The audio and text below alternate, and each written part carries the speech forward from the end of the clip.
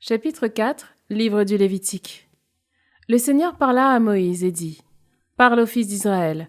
Tu leur diras, si quelqu'un commet une faute par inadvertance contre l'un des commandements du Seigneur, en faisant ce qu'il ne doit pas se faire, si c'est le prêtre consacré par l'onction qui commet une faute et rend ainsi le peuple coupable, il amènera au Seigneur, pour la faute qu'il a commise, un taureau sans défaut en sacrifice pour la faute.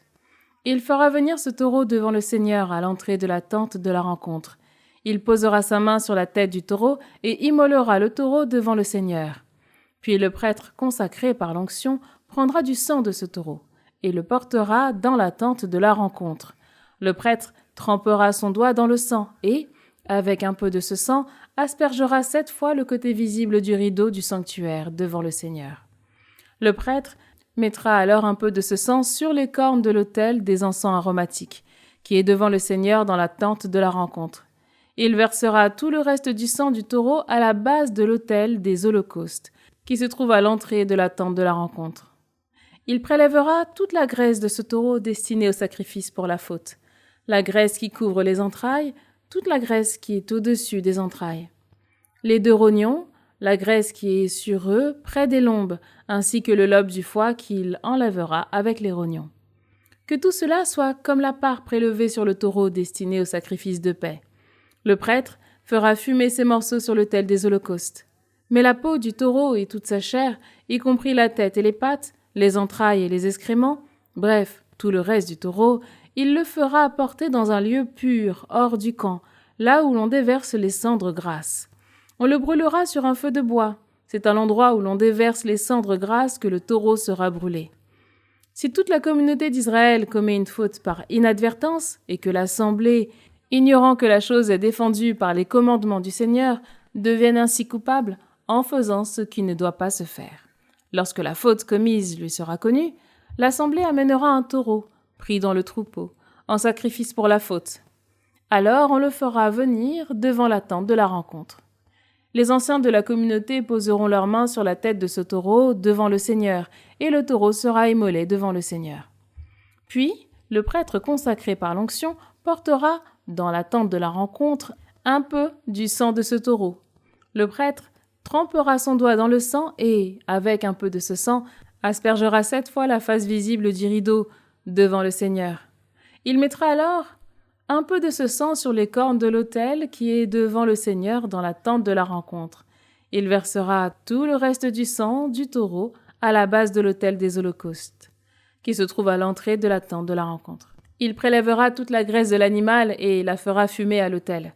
Il traitera ce taureau comme il a traité le taureau du sacrifice pour la faute. Ainsi fera-t-il. Le prêtre ayant donc accompli pour les membres de la communauté le rite d'expiation, il leur sera pardonné. Il fera porter le taureau hors du camp. On le brûlera comme on a brûlé le premier taureau. Tel est le sacrifice pour la faute de l'assemblée.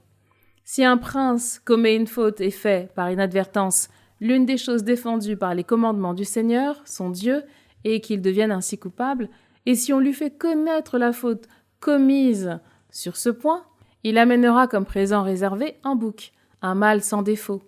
Il posera sa main sur la tête du bouc. Celui-ci sera immolé à l'endroit où les holocaustes sont immolés devant le Seigneur. C'est un sacrifice pour la faute. Le prêtre prendra avec son doigt un peu de sang de la victime et en mettra sur les cornes de l'autel des holocaustes.